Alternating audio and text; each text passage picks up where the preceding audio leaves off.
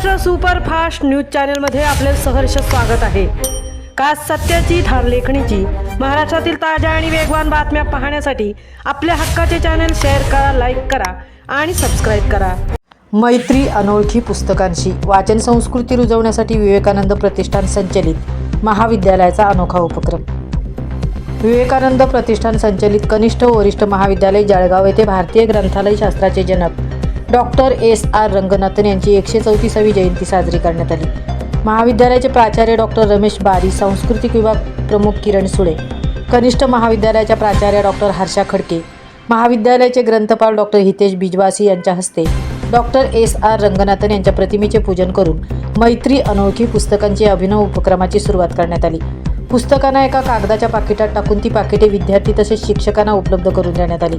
त्यामुळे त्यांना आपल्याला वाचण्यासाठी कोणते पुस्तक मिळाले आहे याची कोणालाही कल्पना नव्हती। त्यानंतर त्या पुस्तकांचे सामूहिक वाचन करण्यात आले। त्यानंतर प्रत्येक शिक्षक व तसेच विद्यार्थ्यांनी त्यांच्या वाटेला आलेल्या पुस्तकांचे प्रत्येकाने आपापल्या शब्दात वर्णन करून त्याची परीक्षणे केली। सामूहिक वाचनातून मिळालेला बोध आणि पुस्तक परीक्षण कसे करावे याचा अनुभव विद्यार्थ्यांना देण्यात आला।